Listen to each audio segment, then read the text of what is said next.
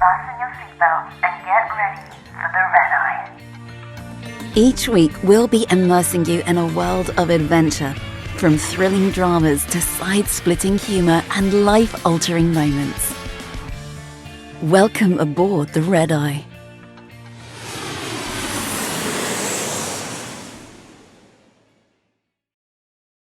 When I first started thinking about doing this podcast, it was mainly because I was thinking about all of the stories and memories that I had that shaped who I am today. Now, everybody has a story, but I truly believe that people that travel get access to so many more stories. And the person I'm speaking to today has one of the biggest. In fact, it's been turned into a movie. I'm talking to Dave Sanderson. He was a passenger on Flight 1549 that crashed into the Hudson River back in 2009. I can't imagine many people experiencing a plane crash like that and surviving. But Dave not only did that, but he used that moment in his life to turn everything around. His story is fascinating, and I can't wait for you to hear our conversation. Hello and welcome to this bonus episode of the Red Eye podcast. I am very lucky today to be talking to an incredible person. His name is Dave Sanderson, and he was one of the passengers on the Hudson River crash back in 2009. Dave, thank you so much for meeting with us. Allie, thank you for having me today. It's an honor to meet you. I know you have an incredible story, and we will certainly start talking about that soon. I want to talk mainly about you as a person, because what this whole experience of the podcast has shown me that we have stories in our lives that shape us. And that incident and that cold January day definitely shaped your life. So I want to know about Dave before. So you woke up that morning, you had a flight. Tell me about where you were going, how you were feeling, what was going on that day. Well, thank you. I was a sales executive with a very large technology company, and I was at the end of a 3-day business trip, which started in Sarasota, Florida. Second stop was in Petersburg, Virginia, and then we flew to New York City the next day because we were working in a distribution plant in Brooklyn, New York. So that's how I got to New York. I'm from Charlotte. But that's how I got to New York that day. And what happened, Allie, was, distribution centers, if people have never been or worked inside them, I used to do it a lot. They open up very early in the morning because the trucks have to get going very early in the morning. And our goal was to see how this whole production was running so we could design a game plan for our potential client around how to improve and be more efficient in the distribution center. That was the premise of that day. So we started at 5 a.m. Wow. So our day got done at 10. And, I was in a 3-day business trip. I was wanting to get home. And, very rarely did you get to go home early. So I called the travel agent to work with her, and she changed my flight from the 5 o'clock flight, a first class seat at 5 o'clock for seat 15A on U.S. Airways Flight 1549, which put me on a plane in a whole different destiny. Wow. Do you sometimes feel like you were meant to be on that plane then, that it was definitely something pushing you to have this experience? Most definitely. I think I was put on that plane for a reason. Mm-hmm. I think everybody on that plane, from the crew to all the passengers, were on that plane for a reason. And there's some things behind that, which when we get a little further into, I'll share why I think that. And but I think everybody on that plane was there to play a role that day. And I think God needed me on that plane for whatever He needed me for that plane for. So yes, I do. That's incredible. So you got to the airport. Was it just a very standard? You obviously fly quite a lot, especially the first few days of that trip. You'd been flying quite a lot. You feel good. You're checking in. You get on the flight. Everything is absolutely fine. Flight's delayed, but have you been out of New York? That's no big deal. It's always delayed. It was 11 degrees and snowing. So, that's no big deal, right? So as of your seasoned flyer, which I flew then about over 100 times a year. So, you just sort of go, what's going to happen. So you sort of game ready for that. And, I was a chairman, which was a top tier. So, I got to board plane, one of the first people to board the plane that day. And so, I got on the plane, and Allie, candidly, as I was crossing first class to go back to 15A, I looked at the seat that I was going to have, and I'm like, all of a sudden I realized, you have to fly a lot to get those seats. I mean, those seats are, pretty premium. And if you don't fly a lot unless you pay a lot of money, you got to do a lot of flying. So that's the first time I really realized is, wow, how much I really was flying. But Yeah, nothing extraordinary. Went back to my seat, and I put my briefcase down, put my wallet in the briefcase, and started reading a magazine because I knew everything. Yeah. And I did not read yeah, I didn't read the flood brochure. I didn't pay attention to flight attendants. I didn't know where the exits were because I knew everything, right? So, yeah, that's what I was going to ask. Do you pay yeah, attention to the? Do you pay attention now though? most definitely, most definitely, because most of the time, about 90%, like tomorrow, I'm flying. I got two flights. They usually put me on the exit row of not first class. Yeah. So, because I actually do pay attention and I know what's going on, and I realize every door is different. Hmm. So you got to tell people. Yeah. It's the last thing I tell people when they get on a plane. Pay attention. Yeah. Pay attention because you You never never know what know. may happen. That's absolutely, yeah, Yep. so true. So on takeoff, there was a bird strike. Did you feel it? Did you see it? You sat by the window. Did you see anything hit? Well, it was about a minute after the plane took off. It's when I heard the explosion because I wasn't paying attention. I was Mm. heads down in a magazine, and so when I heard that explosion, I looked out the window and I was 4 rows behind the left wing, so I saw the flames Yeah. coming out. So I knew something had happened, but I flew so often. I also know plane. It's law in the United States. You have to have at least two engines on a commercial flight. Hmm. So I knew you had another. We had another engine. So it's like, okay, we're going back to the airport, right? And I tell people, I think that's where I believe God's grace entered for that on that plane because no one on the plane knew at that moment in time. I don't think I even know the crew knew what happened on the left side of the plane where I was, also happened on the right side of the plane at the same exact second. So people don't understand there was only one explosion. And I Yeah. believe, and I tell people, this is my belief only, if we would have heard boom, boom, and you're in New York and you're in a plane, now you may have a different thought process. But I think everybody heard just one big boom, and I was like, okay, we lost an engine, right? So no one panicked, and no one said a word, but no one panicked at that moment. And I think that's one of the biggest learnings out of this is if you keep your head, things tend to work out a little bit a little better for you. Yeah, absolutely. That's so interesting. Yeah, because you would automatically presume that everybody would start panicking, but Yep. you all had faith that, okay, we're going to go back into that airport. That's Yep. fine. Yep. I'm guessing so. The flight crew obviously have an awful lot to do, and none of that involves communicating with the passengers in those first few minutes when they're trying to make a plan for a safe landing. Right. When were you made aware that you weren't necessarily going to be able to make it to an airport? Well, when he started banking, you're exactly correct. No one said a word. You heard nothing from the crew, nothing from pretty much anybody on the plane. It was so quiet. And as we were banking, I saw that. I mean, I looked out the window and you could see Manhattan was like right out my window.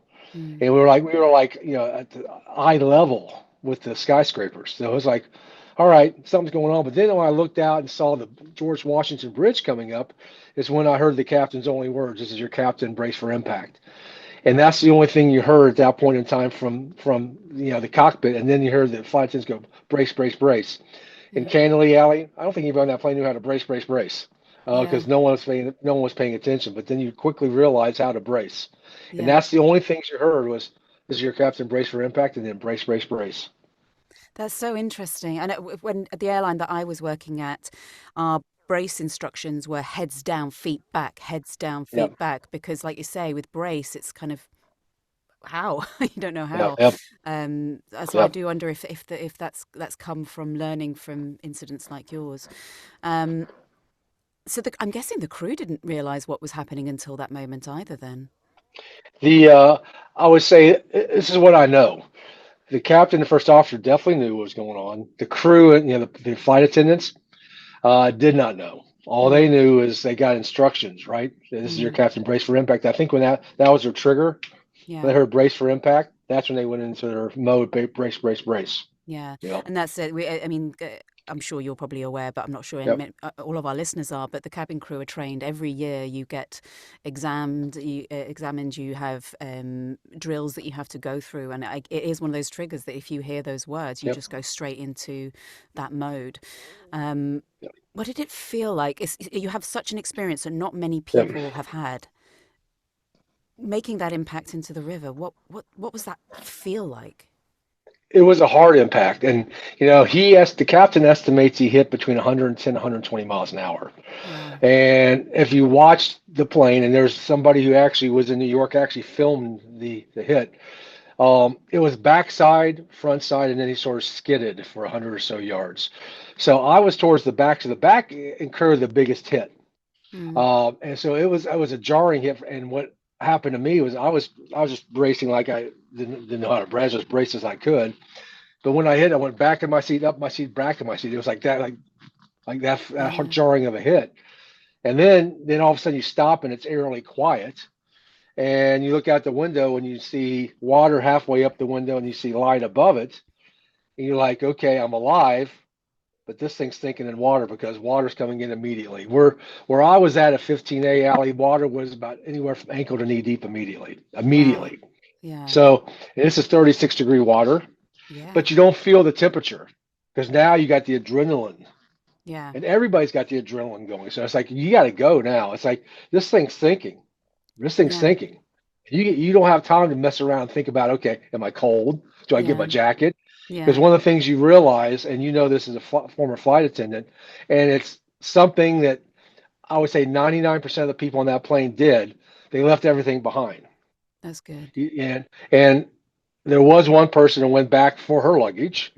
And I told somebody, just I made a joke and said she must have gold in that thing Yeah. because she went after she got out, she went back in, and I was the last passenger out of the plane. So when Mm. she's like scooting by me, I'm like, "Go, let's go, get out, right?"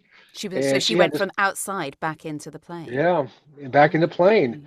and then she, because she was on the other side, it came back Yeah. in the other side, and then she Oh. was coming up, and then I was on the right side at 10F, and she started getting out, behind me, and she sort of slipped, and her luggage fell into the water, so she lost her luggage anyway. Yeah.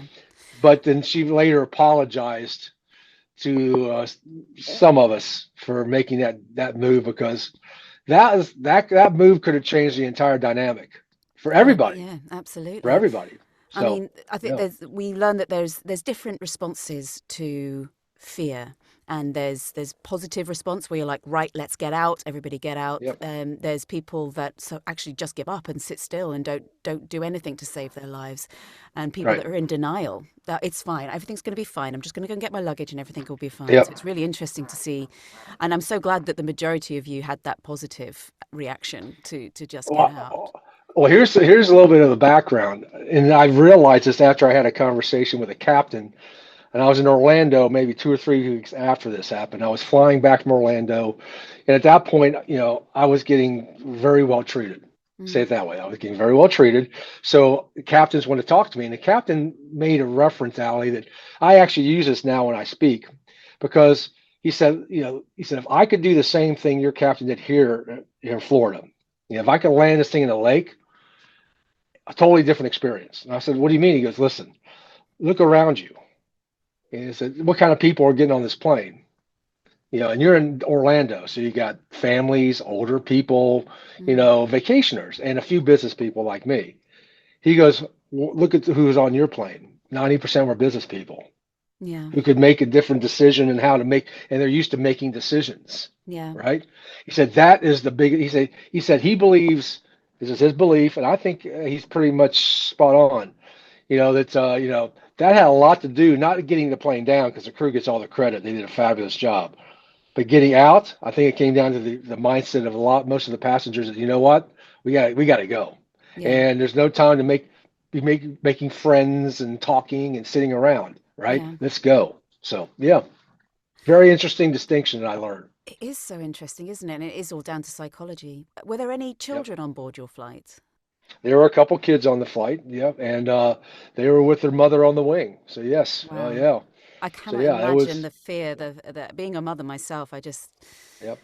not just being in an incident like that, but then also being in the middle of the river and in it's 36 degrees, it's freezing. It's Standing on a wing with her yeah, child, right? yeah, So absolutely, yeah, it's I think she did a fact, but I know she was scared. I mean, you could yeah. tell she was in shock, and I mean, you got a couple kids with you, Were the right? kids upset And or were they just kind of getting on I with don't it? remember anything. I don't remember anything from the kids at all. I Um, because I looked out and saw her on the wing, and I don't remember any of the reactions whatsoever. But I just have to hallucinate that. I mean, and the instructions are take care of yourself first, so you can help out somebody else. mm, I don't know. She was. a little further back than I was on the plane. And I talked to the gentleman who's next to her, and basically he was talking her through it because she had two kids. Amazing.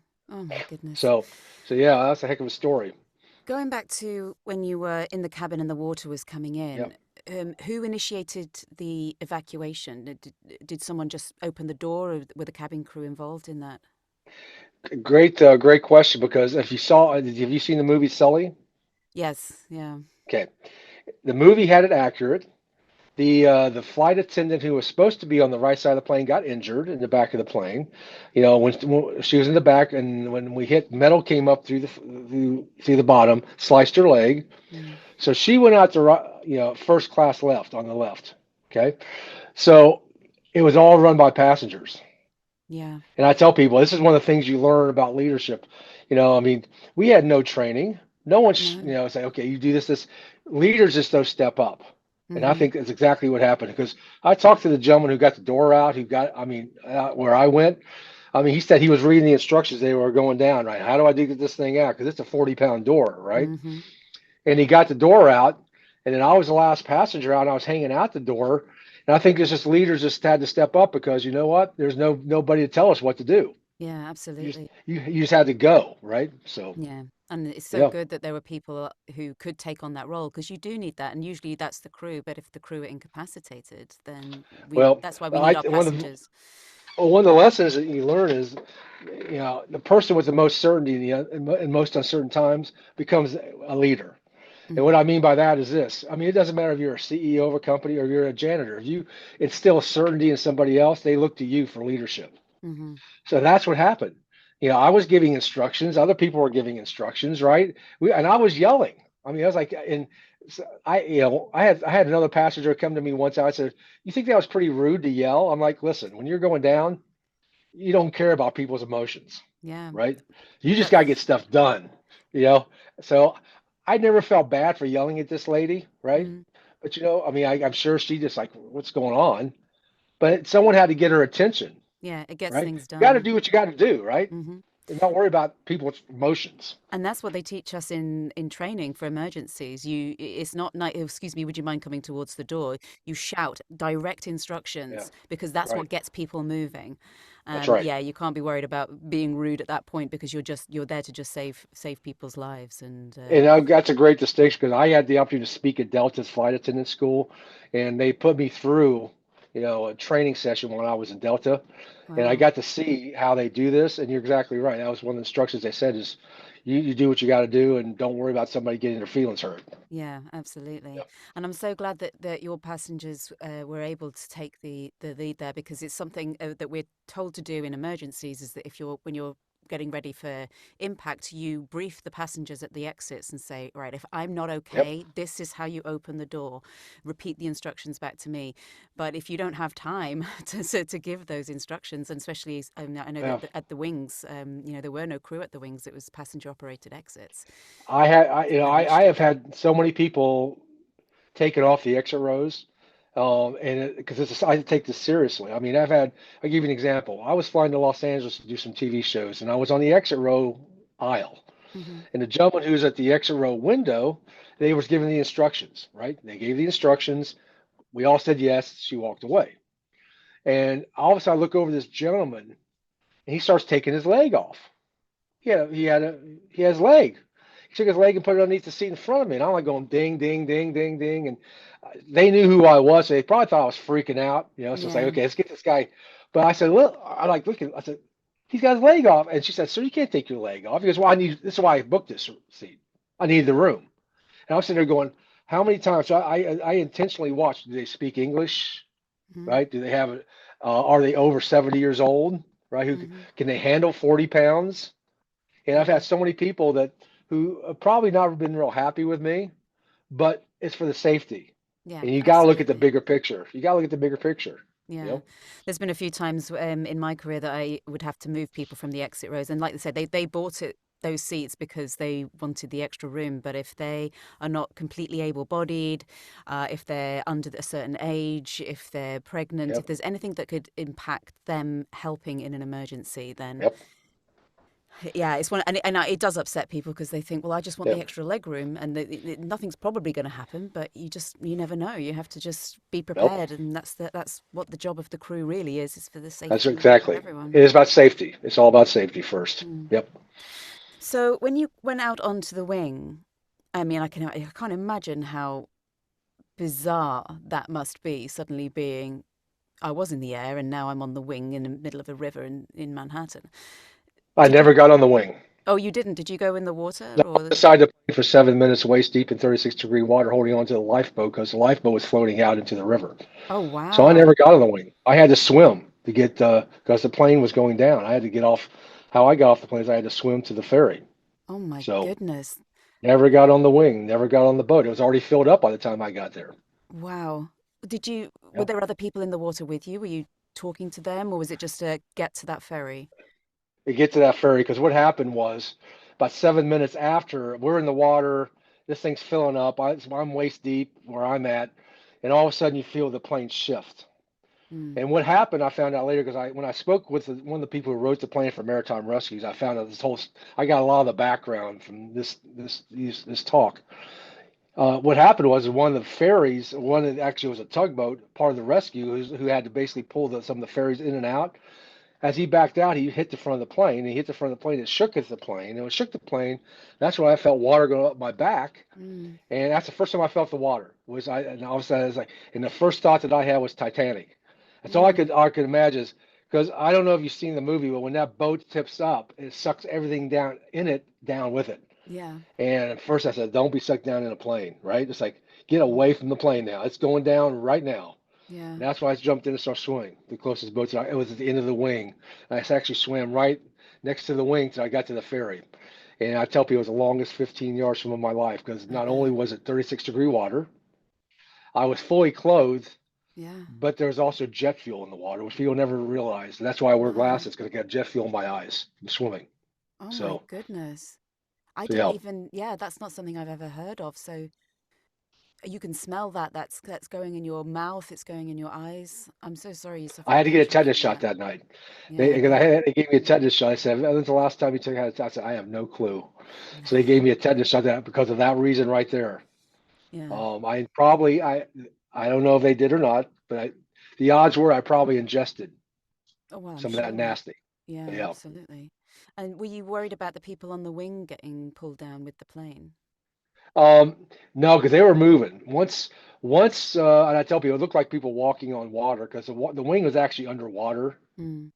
People were actually about shin level deep in water. So when people were walking down the wing, you look like people just like walking on top of water. It was an amazing. I tell people it was an amazing sight. Yeah. Is like somebody's grace is like looking over this to help people get off this. And what was happening was people would walk down the wing, people would get off the boat, walk down the wing, and it was just like it kept going that way. So yeah, Yeah. and there was another lady who jumped in the water from first class out into the water, but I think the Coast Guard got her Yeah. um because she was trying to swim to New York. Yeah. Um, I Yeah, mean, that's I probably what mean, my first thought would be was like, there's land, get let's get away. to it. Yeah, get to it. Yeah, get away because the plane's going down, right? I mean, it's filling Yeah. with water. So, Yeah. yeah. Unbelievable. When you were all sort of gathered up, did you all go to one place together as a group? No, no. And that's if you talk to U.S. Airways, the lady who was in charge of everything, she and I debriefed this many times. That's the one thing they wish they had done better because what happened was if you saw how the plane was situated, the left side of the plane was actually facing Manhattan, the right side of the plane was facing New Jersey. Mm. So if you went out to right, which I did, I went to New Jersey. If you went out to left, you went to New York. Wow. So yeah, so they had, that's why it took them 3 or 4 hours to identify everybody Yeah. because some people just went home.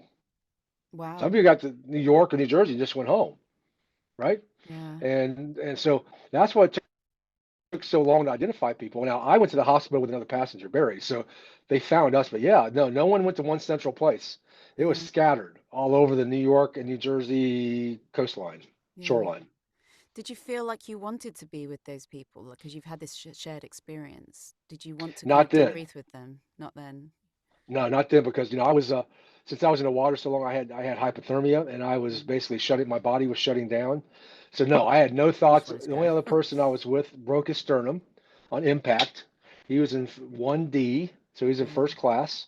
So when he hit, you know, it busted his sternum. He broke his Mm, fractured his sternum. So that's why we were the only two people that spent the night in the hospital. I had hypothermia. He had a mm. fractured sternum. Who was the first person you Yeah. called when you were able to? I didn't get a chance to call anybody until the my representative from my liaison, I call her, from U.S. Airways, Doreen, got there later that night. Because Wow. I had no, I lost my BlackBerry when we had Yeah. Blackberries back then. Yeah. I lost my BlackBerry. I was in the emergency room. I was, it took them 5 hours to warm me up. So I didn't talk to my wife till 11 o'clock, 12 o'clock that night.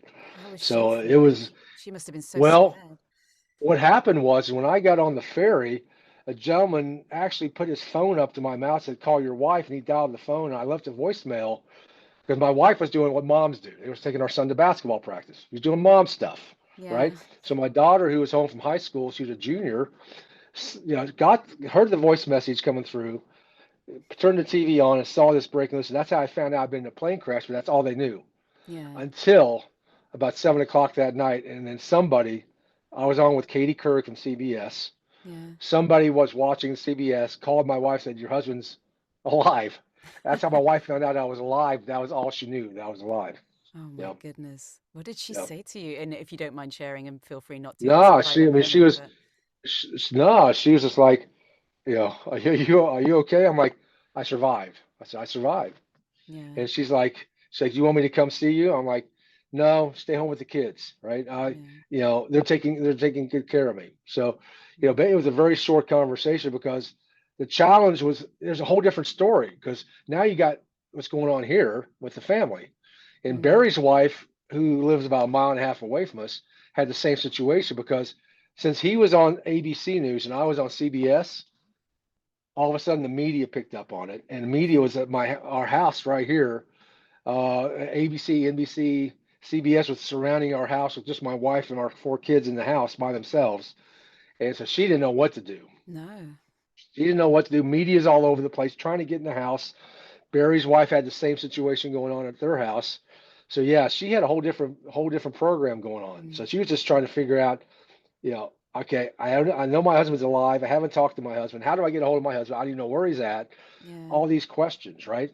Because at that point, like I told you, it took him like 4 hours to find where everybody was. Yeah. Because everybody It's was going different places. it's so invasive as well. And when you're going through Oh saying yeah, that she'd started her day a very normal day, taking the kids to school, etc. And then by the end of yeah. it, she's got people who she doesn't know banging on her door when she's going through one of the strangest times of her life. It's just, yeah.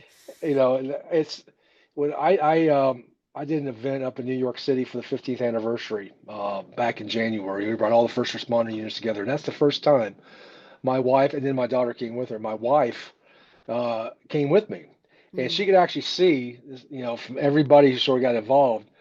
But she saw all the media coming to me, yeah. and she said, I don't want to talk to anybody. Right? She shut down. I mean, she shut down immediately. So Yeah. we put her sort of in the back so no one could find her, and because I think that brought back memories of like, I don't know how my husband does this stuff. Yeah. I just don't Traumatizing. know how.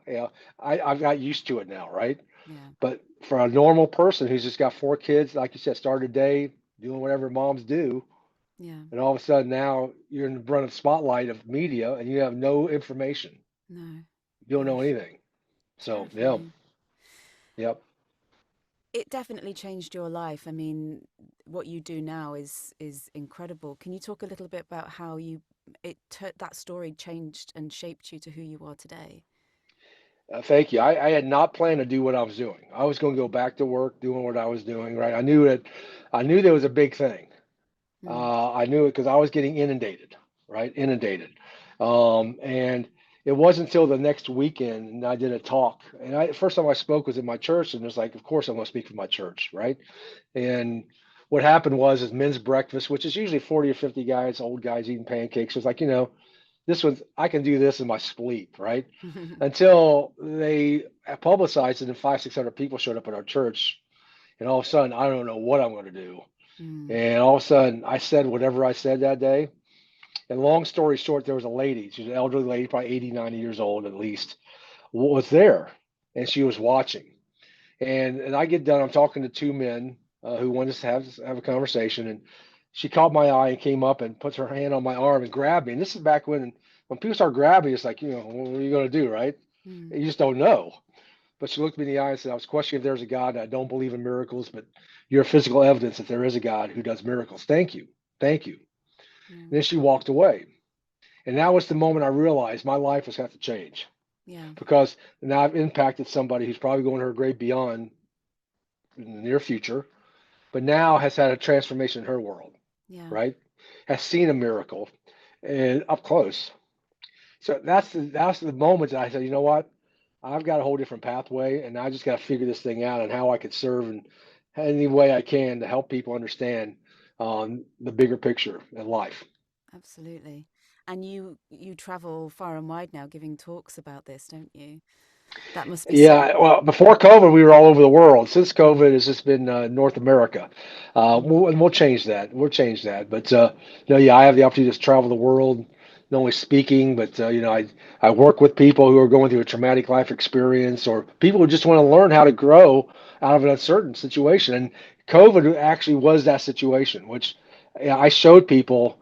I use the same strategies, Ali, that I how I grew out of a plane crash, and Mm. how I grew out of COVID. And I said, so many people in COVID were just so devastated, Yeah. not physically, but emotionally, Oh, yeah.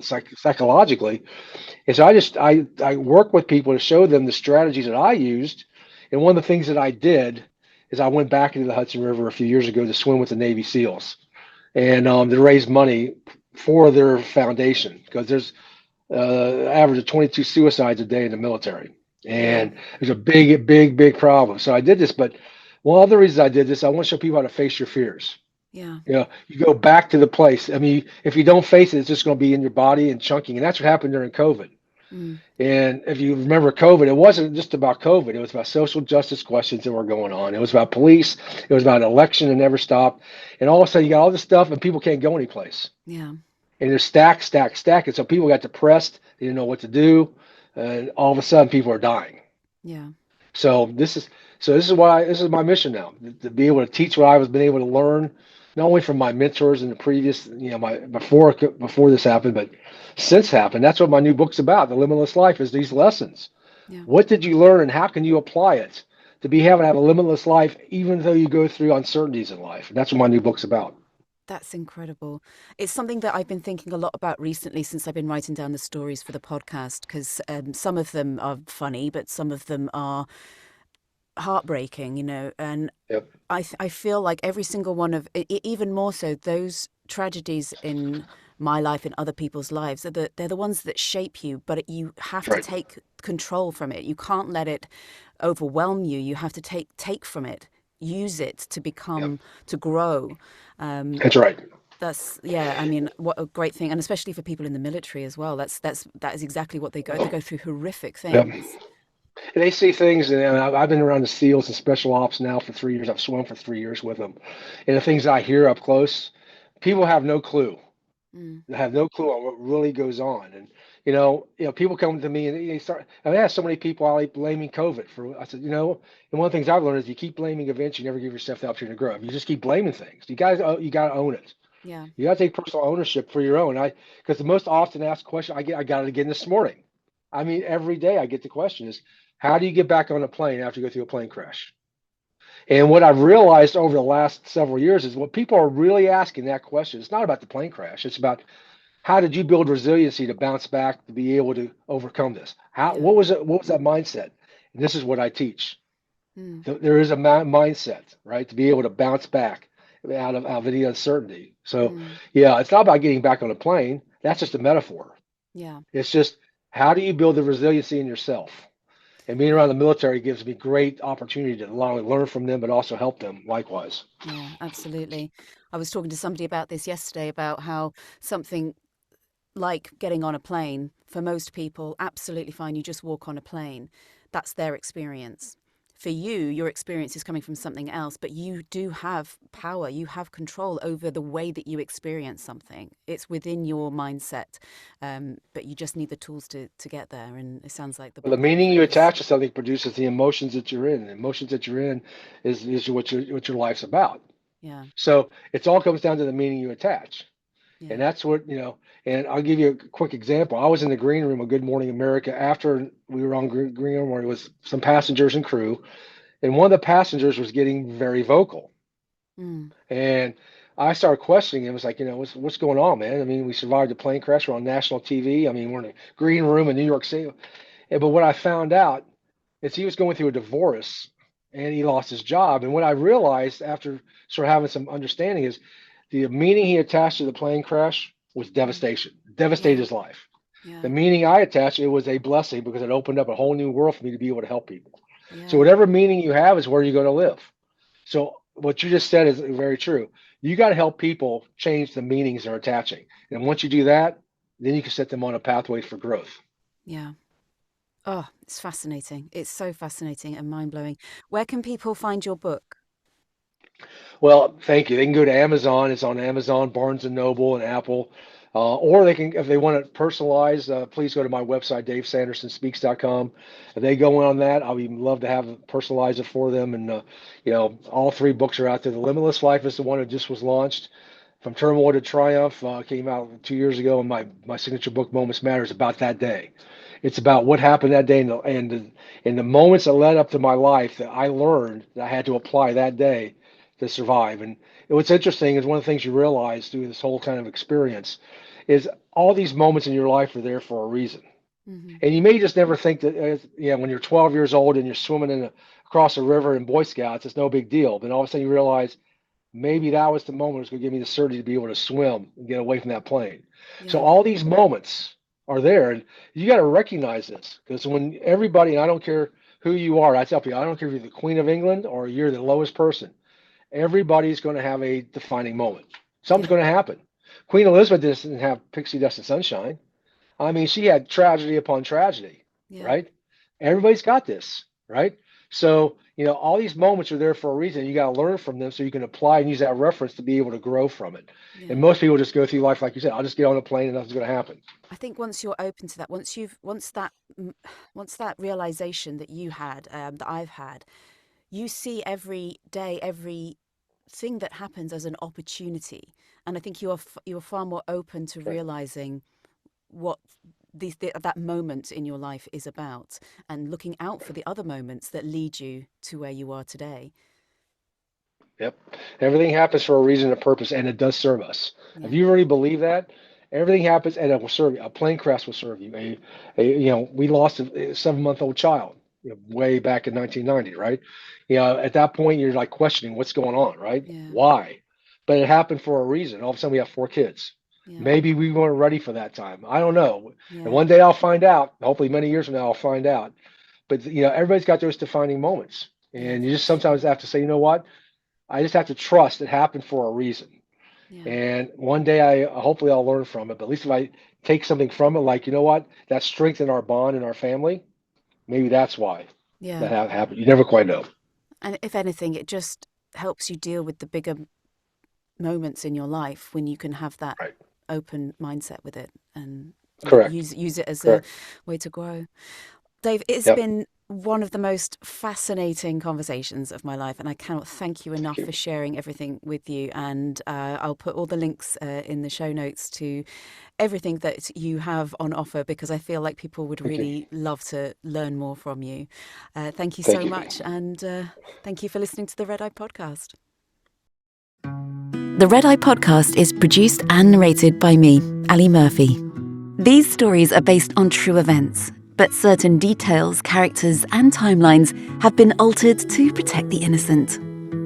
Visit our website, theredeyepod.com, to subscribe to our newsletter and to find out details on how you can contribute your story for us to turn into an episode. If you enjoyed listening to our stories, please like, subscribe, and review. Thank you.